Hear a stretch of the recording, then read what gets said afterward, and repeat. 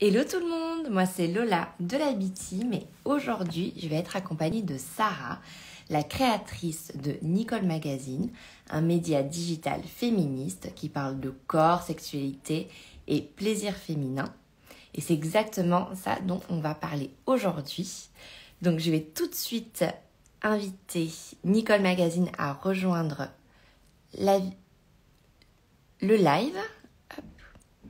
Alors, Nicole Magazine, envoyez une. Et on va attendre que Sarah se connecte. Est-ce que déjà vous m'entendez? Ah! Hello Sarah! Tu Salut, vas bien?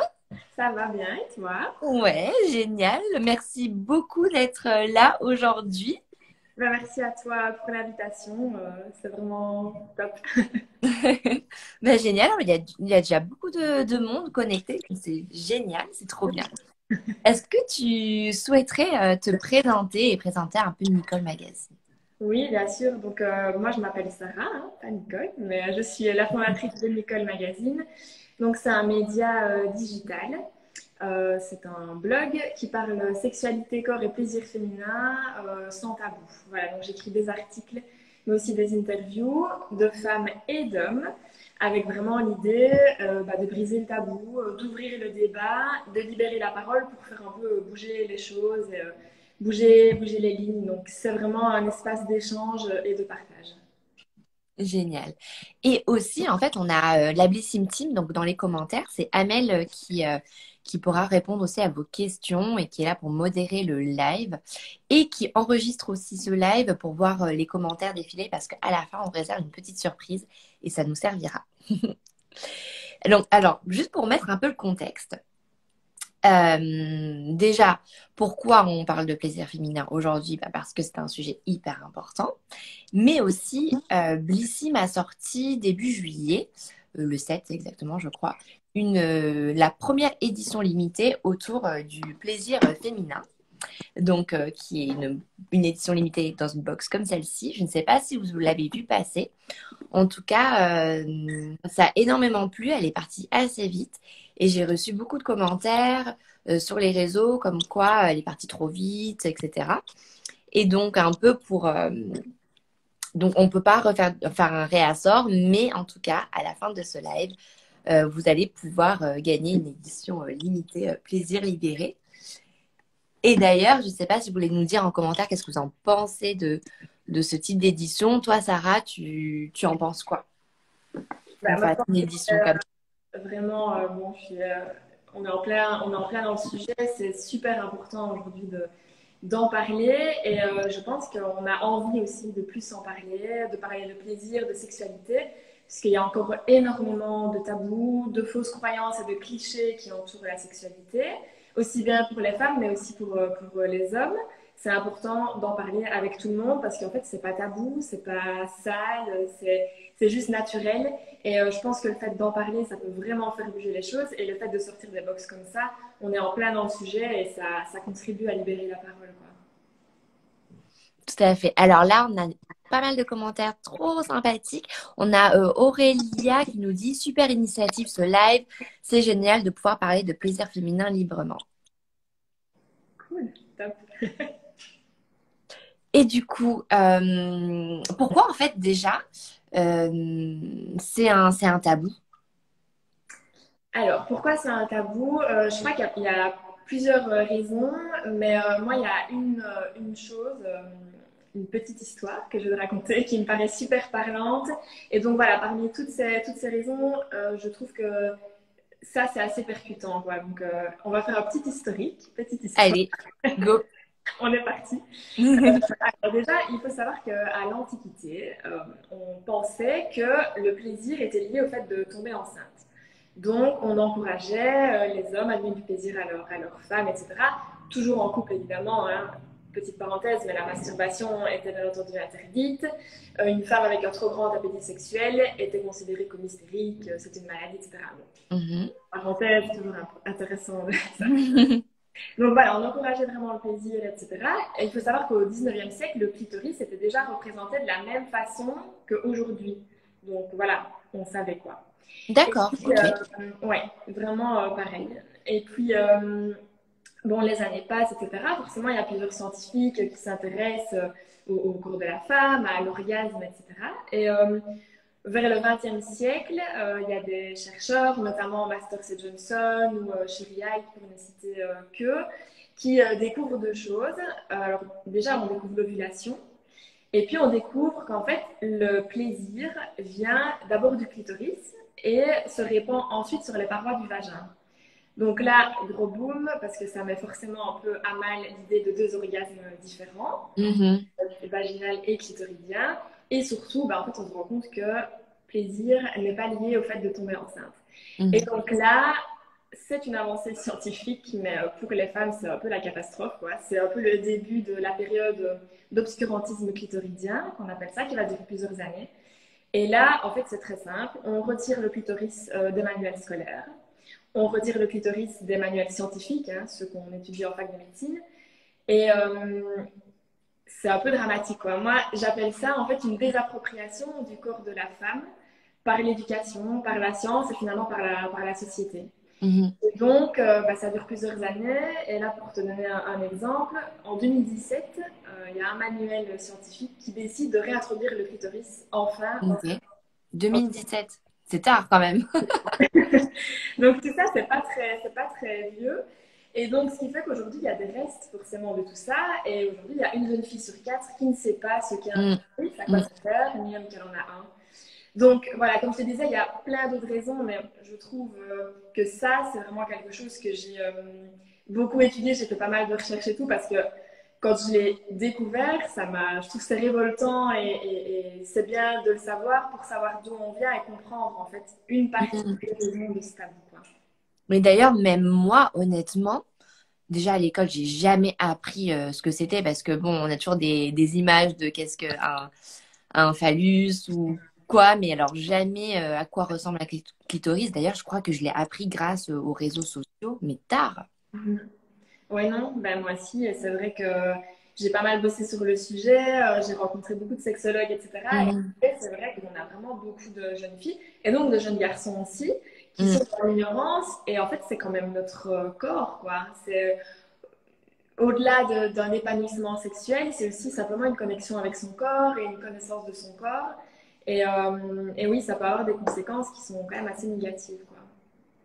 Il y a, alors désolée pour la prononciation des noms, mais il y a Evangela qui dit, moi non plus, j'y ai appris que récemment grâce au réseau. Donc pareil, donc ce que je disais par rapport à quoi ressemble un clitoris. Elodie nous dit, les gens n'osent jamais parler de choses naturelles. Moi, je trouve ça normal et au contraire en parler pour connaître plus de choses. Ouais. C'est vrai. Et c'est pour ça qu'on est là aujourd'hui pour en discuter. C'est vrai qu'on n'en parle pas assez. Euh, je pense que les personnes qui suivent les réseaux sociaux maintenant arrivent à se sensibiliser au sujet, mais il y a beaucoup de personnes encore qui sont encore dans l'ombre ou qui ne suivent pas forcément ce genre de thématique. Et c'est vrai que c'est dommage et on est là un peu pour libérer la parole. Et il y a Evangela qui nous dit aussi c'est vraiment passionnant, mais que oui, dramatique. Mais je trouve ça passionnant d'apprendre tout cela par rapport à tout ce que tu disais, je pense, tout à l'heure. Voilà. Et donc justement, par rapport à un peu ce tabou aussi, bon, au-delà de que ça soit à l'école, etc., j'ai reçu quelques messages sur Instagram qui me disaient, oui, ma fille, elle est ado, elle a 13, 14, 15 ans, et je trouve ça un peu choquant de voir que Blissim sort une édition limitée avec un sextoy, en gros. Nous, qu'est-ce qu'on peut répondre à ce type de message? Alors, je pense que moi, je suis vraiment convaincue du pouvoir de la communication, des mots et des bienfaits et vraiment de l'impact positif que d'avoir un espace, un milieu où l'ado, puisqu'ici on parle d'ado, peut, Mm. en tout cas, sait qu'il peut en parler. Malheureusement, comme tu disais tout à l'heure, le milieu scolaire ne joue pas ou très peu ce rôle aujourd'hui. C'est pas une thématique qui est vraiment abordée ou peu ou de façon assez sommaire. Et ensuite, l'entrée dans la sexualité, elle se fait bien avant le premier rapport sexuel. Déjà dans la cour de récré, il y a des discussions autour de ça entre ados qui ne sont peut-être pas mieux informés les uns que les autres. Donc on a beaucoup peut-être de fausses croyances. Donc, du coup, ce qui est le plus simple, c'est quoi? C'est Internet. Et voilà, on se retrouve avec forcément tout le milieu de la pornographie. Mm, Beaucoup de jeunes font leur éducation avec la pornographie.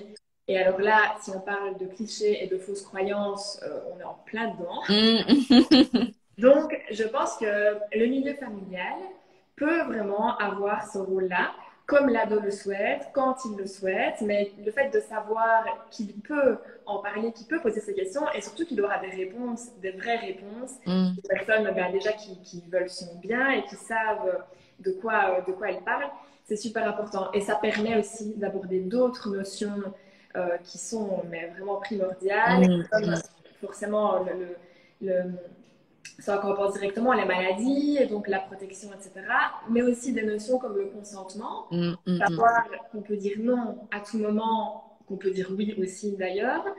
Et la thématique de la douleur aussi. Les jeunes filles, Oui. avec la première chose qu'on sait de la sexualité, c'est ça va faire mal. C'est pas très réjouissant. Mm, mm. C'est sûr. Et moi, je crois que la première chose que j'ai su de la sexualité, c'est que ça. Ouais, c'est exactement pareil. Oui, c'est vrai. On dit toujours Donc, ça. Enfin, c'est assez super. souvent ça aux femmes. Voilà. Alors que justement, la douleur, il faut pouvoir en parler. C'est pas normal d'avoir mal. Oui, on peut avoir mal, mais c'est bien de comprendre les raisons, de comprendre pourquoi et savoir qu'il y a des solutions. Et tout ça, c'est quelque chose à discuter dans un espace voilà, safe et vraiment en confiance. Et puis des notions plus globales, simplement de respect, de relations, homme-femme, homme-homme, femme-femme, peu importe. Euh, donc, je crois que du coup, le milieu familial peut vraiment jouer ce rôle-là. Et je pense que c'est un des meilleurs milieux quoi, pour pouvoir parler de ça. En tout cas, Glado sache qu'il peut, quoi. Tout à fait. Mais c'est très important, je trouve. Il y a, bon, c'est sûr que des enfants très petits, bon. Mais même, je crois qu'il y a des livres exprès maintenant qui Oui, parlent de sexualité avec des mots très spécifiques pour les enfants. Mais c'est vrai que je trouve que pour l'adolescence, on soit, en plus avec tout ce que les personnes voient sur justement ce que tu dis sur Internet, etc. euh, ouais. c'est intéressant de voir qu'on parle de ce sujet sur des réseaux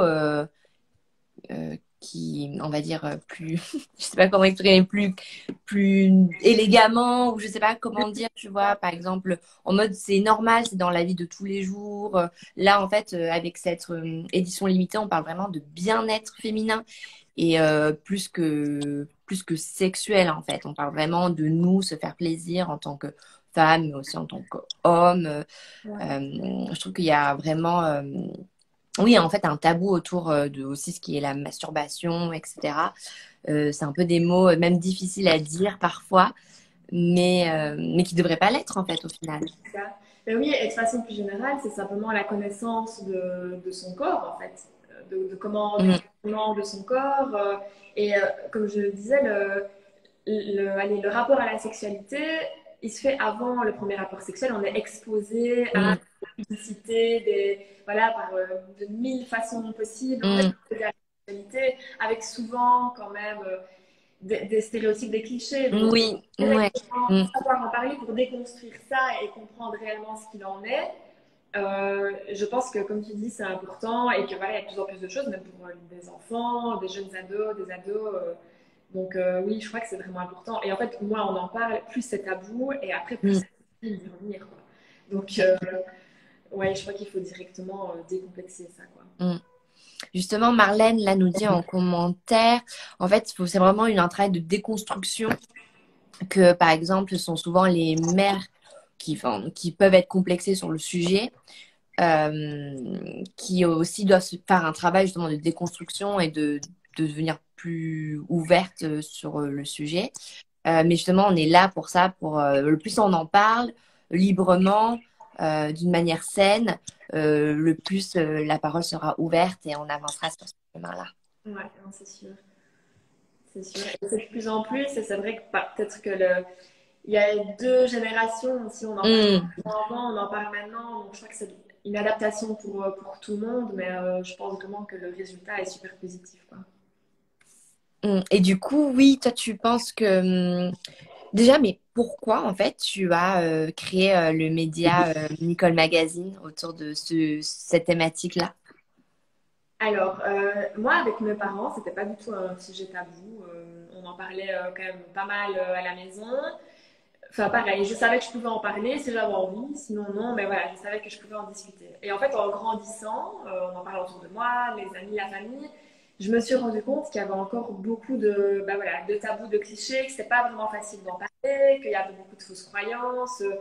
Et moi-même, je me disais, bah, pourquoi est-ce que je ne connais pas mon propre corps? Pourquoi est-ce que, bon, c'est tout des réflexions personnelles à la base et beaucoup de discussions autour de moi.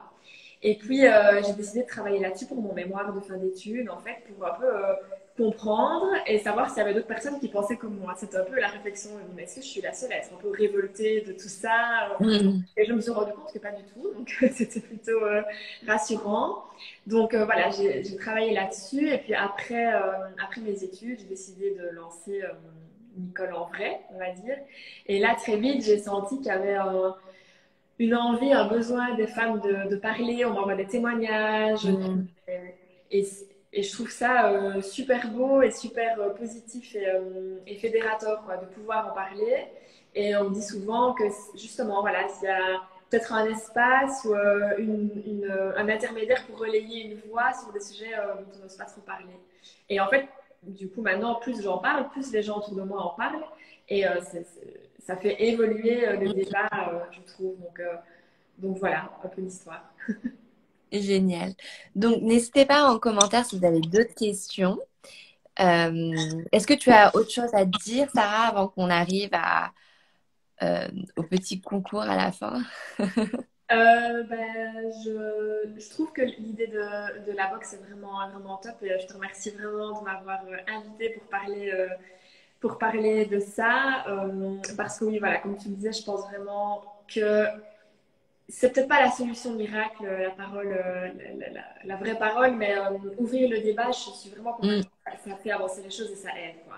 Vraiment, et je le vois autour de moi et je le vois avec Nicole, donc je trouve que c'est bien que voilà, des initiatives comme ça voient aussi le jour et voilà, Mm. merci. En tout cas, je trouve ça génial tout ce que tu fais. Donc, n'hésitez pas à aller d'ailleurs checker le compte Nicole Magazine. Euh, donc, ce que je vous propose, pour vous remercier aussi d'avoir participé à ce live, de tous vos commentaires adorables et très constructifs, c'est que on va vous faire gagner du coup une édition limitée Bellissime, Plaisir libéré. Donc comment on va faire? Il y a Amel qui enregistre les commentaires. Et vous, pour participer, vous pouvez, par exemple, commenter des emojis qui vous inspirent le plaisir féminin. Allez-y, pas de souci, faites-vous plaisir. Et vous pouvez follow aussi le compte, donc Nicole Magazine et Blissim. Et après, on demandera un petit logiciel de piocher un ou une gagnante. Et on regardera bien si vous avez follow nos comptes. Et voilà, vous pouvez après, on vous contactera sur Blissim pour avoir vos coordonnées. Donc, je vous laisse quelques secondes pour mettre vos petits emojis et, euh, et voilà. Et après, la chance nous dira. En tout cas, toi, Sarah, tu as pu voir un peu les produits du coup de l'édition limitée. Ouais, je l'ai ici. Ouais, bien. Oui, non, mais top. En plus, je trouve que ça résume bien tout ce qu'on a dit ici. Il y a des produits aussi bien vraiment pour bah, le plaisir, seul ou à deux, Mm. pour tout ce qui est euh, le bien-être féminin, le corps. Oui, on a, on a abordé chaque produit, chaque sujet.